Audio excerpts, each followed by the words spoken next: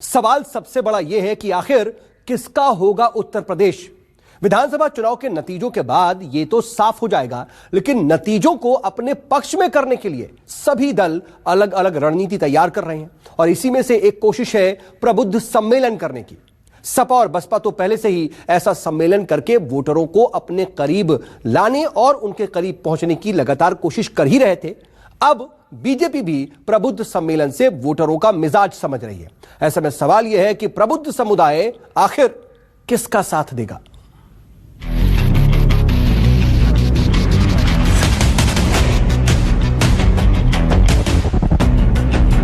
काशी प्राचीन काल से ही सनातन हिंदू धर्म का केंद्र रहा है। सरकार ने यहाँ अपर कास्ट समाज में से खासकर ब्राह्मण समाज तो बहुत ज्यादा दुखी है।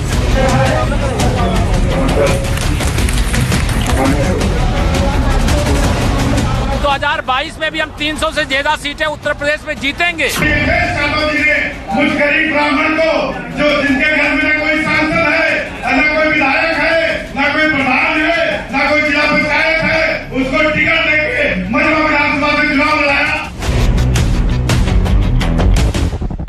2022 एक प्रदेश, कई जातियां, अनगिनत मुद्दे और अलग अलग सियासी पार्टियां, लेकिन मिशन एक, वो है लखनऊ की कुर्सी। 2022 के विधानसभा चुनाव की तारीखों का ऐलान होने में अभी वक्त है, लेकिन सियासत का पारा अभी से हाई हो चुका है। सभी राजनीतिक दल यूपी फतेह के मकसद से चुनावी अखाड़े में उतर चुके हैं।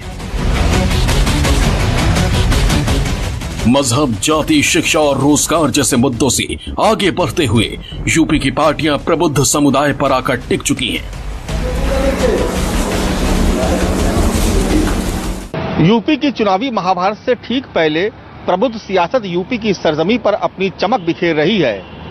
सपा और बसपा के बाद अब बीजेपी ने भी इस दिशा में अपना कदम आगे बढ़ा दिया है। बीजेपी की कोशिश है कि प्रबुद्ध सम्मेलनों के जरिए न केवल ब्राह्मण बल्कि बुद्धिजीवी वर्ग भी उसके साथ आकर खड़ा हो जाए। यूपी के चुनावी महासमर का आगाज बीजेपी प्रबुद्ध सम्मेलन के जरिए कर रही है। दोबारा कमल खिलाने के मकसद से पार्टी ने 17 महानगरों के लोगों से जुड़ने की कोशिश की। काशी से लेकर प्रयागराज तक मुख्यमंत्री योगी समेत बीजेपी के दिग्गज मैदान में उतरे और प्रबुद्ध लोगों से जुड़ने की कोशिश की। बीजेपी 20 सितंबर तक ऐसे ही सम्मेलन सूबे की सभी 403 विधानसभा सीटों पर करेगी। केंद्र और प्रदेश सरकार अपनी जन कल्याणकारी योजनाओं के माध्यम से, अपने इंफ्रास्ट्रक्चर डेवलपमेंट की योजनाओं के माध्यम से एक स्वच्छ, पारदर्शी सरकार के माध्यम से एक भ्रष्टाचार मुक्त, भय मुक्त वातावरण देने की अपनी प्रतिबद्धता के लिए पूरी ईमानदारी के साथ कार्य कर रही है। बीजेपी के इस सम्मेलन के पीछे सूबे का एक दशक का चुनावी इतिहास है, क्योंकि यूपी में प्रबुद्ध समाज ने जिस भी पार्टी को समर्थन दिया वही दल सूबे की सत्ता पर काबिज हुआ। शायद इन्हीं आंकड़ों को ध्यान में रखकर सभी दल चुनाव से ठीक पहले प्रबुद्ध वर्ग को अपनी तरफ करने की कोशिश में है। बीजेपी का दावा है कि वो अपने सम्मेलन के जरिए टीचर, प्रोफेसर, इंजीनियर, डॉक्टर, साहित्यकार जैसे समाज के प्रबुद्ध वर्ग जनों से पार्टी के नेता संवाद करेंगे। साथ ही केंद्र और राज्य सरकार की तरफ से किए जा रहे कामों पर भी चर्चा की जाएगी। खैर, ये तो बीजेपी कह रही है, लेकिन विपक्षी दल बीजेपी के दावों से सहमत नहीं है, क्योंकि उनको लगता है कि एसपी और बीएसपी के प्रबुद्ध सम्मेलन से बीजेपी को डर है कि कहीं ब्राह्मण वोट उसकी पहुंच से बाहर न चले जाएं। इसलिए वो इस तरह के आयोजनों से ब्राह्मणों का मन जीतने की कोशिश में है। भारतीय जनता पार्टी ने आज से जो प्रबुद्ध जीवी वर्ग का सम्मेलन प्रारंभ किया है, निश्चित रूप से ये अन्य विपक्षी दलों ने जिस तरीके से प्रबुद्धजीवी वर्ग सम्मेलन किया है उसकी ये नकल कर रहे हैं। लेकिन एक चीज ये शायद भूल गए कि प्रबुद्धजीवी वर्ग में जिनकी आप बात कर रहे हैं, चाहे वो बात डॉक्टर की हो, चाहे इंजीनियर्स की हो, चाहे वो वकीलों की हो या अन्य शिक्षक समाज से लोगों की जुड़े हुए लोगों की हो, तो आपने तो शोषण ही नहीं लोगों का किया है। जिनके लिए आप प्रबुद्धजीवी सम्मेलन करा रहे हैं। भी राजनीतिक दल ब्राह्मणों को रिझाने के लिए इस समय ये पॉलिटिकल ड्रामा कर रहे हैं सम्मेलन करके। उनसे उत्तर प्रदेश का ब्राह्मण वर्ग सवाल करता है कि आज तक उन्होंने कभी उत्तर प्रदेश में ब्राह्मण मुख्यमंत्री क्यों नहीं बनाया। कांग्रेस पार्टी ने तो 6 ब्राह्मण मुख्यमंत्री बनाए और हमने सिर्फ। पिछले साल बदमाश विकास दुबे के एनकाउंटर के बाद यूपी में ब्राह्मण वोटों की सियासत ने तेजी पकड़ी।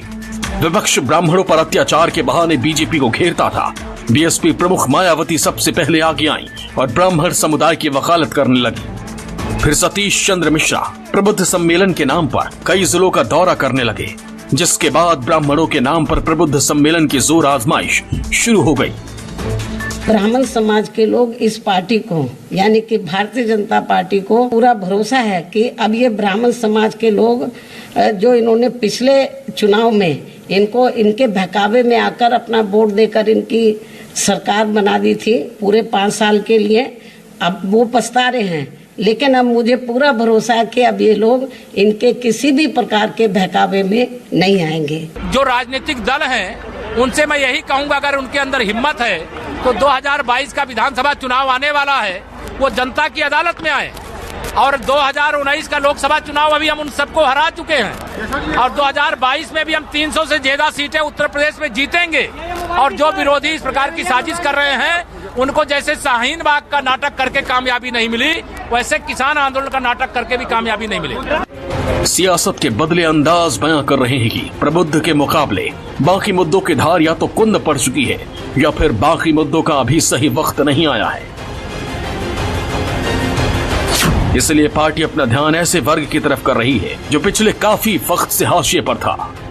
2017 के विधानसभा चुनाव में तो भगवान राम के भरोसे बीजेपी ने अपनी चुनावी नैया पार कर ली थी, लेकिन अब भगवान राम का मंदिर भी बन रहा है और बाकी मुद्दों की तपिश भी कम हो गई है। लिहाजा पार्टी चाहती है कि भगवान राम के साथ साथ अन्य राजनीतिक मुद्दों पर भी अपनी पकड़ मजबूत कर ली जाए। इसीलिए बीजेपी ने अपने तमाम दिग्गज नेताओं को यूपी का मिजाज समझने के लिए सम्मेलन में उतार दिया है। हर राजनीतिक दल प्रबुद्ध और ब्राह्मणों के सहारे चुनावी दंगल में उतरना चाहता है, क्योंकि आबादी के हिसाब से ब्राह्मण समुदाय का यूपी में वर्चस्व रहा है। यूपी में ब्राह्मणों का 10 से 11% वोट बैंक है, जो जाटव और यादव वोट बैंक के बराबर है। 115 से ज्यादा सीटों पर यह हार जीत आसानी से तय करते हैं। ऐसे में 403 सीटों में से 115 सीट काफी अहम हो जाती है। 2012 में बीएसपी सरकार से नाराजगी के बाद विकल्प की तलाश में ब्राह्मण एसपी के साथ जुड़ गए तो सपा की सरकार बन गई। फिर साल 2017 में बीजेपी ने गेम पलट दिया। रिपोर्ट के मुताबिक 2007 और 2012 में बीजेपी को ब्राह्मणों ने 40 और 38% वोट दिए। उस वक्त बीजेपी तीसरे नंबर की पार्टी थी। 2017 में ब्राह्मणों ने 80% मतदान किया। बीजेपी पूर्ण बहुमत के साथ सरकार में आ गई। 2022 का मुकाबला काफी दिलचस्प होने वाला है, क्योंकि एक तरफ सत्ताधारी दल बीजेपी पूरी ताकत के साथ मैदान पे उतर चुकी है, तो वहीं बाकी दल अपने अपने प्रचार की धार को तेज कर रहे हैं। नए नए मुद्दे नए नए वादों के साथ आम लोगों के बीच जा रहे हैं। साफ है, सियासत के बदलते कोण और त्रिकोण के बीच कब कौन सा वर्ग और समुदाय राजनीतिक दलों की नजर में किंग बन जाए कहा नहीं जा सकता, क्योंकि हवा की तरह ही चुनाव का भी हर वक्त रुख बदलता है। ऐसे में जिसकी बिसात सबसे सही होती है उसकी जेब में सत्ता की चाबी पहुंच जाती है। Bureau report, news 24। दरअसल इससे पहले साल 2007 के विधानसभा चुनाव में मायावती ने सभी वर्गों को साथ लेकर के सत्ता हासिल की। उसके बाद 2012 में अखिलेश ने भी बाजी मार ली। 2017 में बीजेपी की रणनीति सभी पर भारी पड़ गई, लेकिन अब बारी 2022 की है और सभी दलों की नजर सीधे प्रबुद्ध वर्ग के साथ साथ ब्राह्मणों पर भी टिकी हुई है।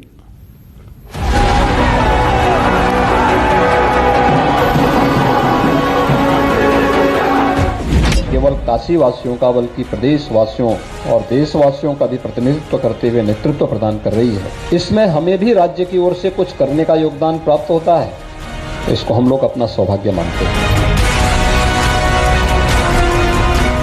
जब जब आप संकट में होंगे, तब कांग्रेस पार्टी आपके साथ खड़ी रहेगी। ब्राह्मण समाज थोड़ा इधर उधर हो गया था, वो बल्कि अब की बार वापस आकर के कह रहा है कि हमसे जो हम लोग गलत चले गए थे, हम लोग वापस वहीं आना चाहते हैं।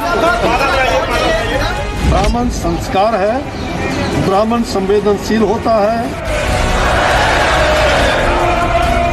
बीजेपी की नींव व जातिवादी मानसिकता ने उन्हें उत्तर प्रदेश का चुनाव होने से पहले ही काफी हद तक निराश करके रखे। यूपी की सियासत में लंबे समय तक सत्ता की कमान ब्राह्मण समुदायों के हाथों में रही है। नारायण दत्त तिवारी के बाद यूपी में कोई भी ब्राह्मण समुदाय से मुख्यमंत्री नहीं बन पाया। सूबे में पिछले 3 दशकों से ये बिरादरी सिर्फ वोट बैंक बनकर रह गई। लेकिन 2022 की चुनावी जंग से पहले एक बार फिर ये समुदाय सियासी दलों को किंग मेकर की तरह दिखने लगा है। आजादी के बाद यूपी की सियासत में 1989 तक ब्राह्मणों का वर्चस्व कायम रहा और 6 ब्राह्मण मुख्यमंत्री बने। गोविंद वल्लभ पंत, सुचेता कृपलानी, कमलापति त्रिपाठी, हेमवती नंदन बहुगुणा, श्रीपति मिश्र और नारायण दत्त तिवारी ये सभी कांग्रेस पार्टी से थे। इनमें नारायण दत्त तिवारी 3 बार यूपी की कुर्सी पर विराजमान हुए। 23 साल तक यूपी की कमान संभालने वाले ब्राह्मणों को मंडल और कमंडल की राजनीति ने हाशिए पर धकेल दिया। अब एक बार फिर ये समुदाय सभी पार्टियों की नजर में है।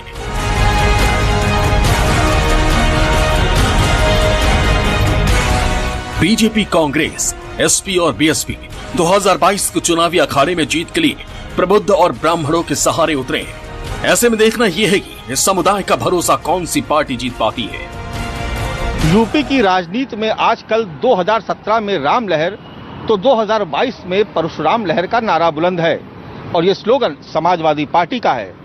ब्राह्मणों को अपनी तरफ करने के लिए अखिलेश यादव परशुराम के सहारे अपनी चुनावी नैया पार लगाने की कोशिश में है, तो बहुजन समाज पार्टी ने भी ब्राह्मण कार्ड खेल दिया है।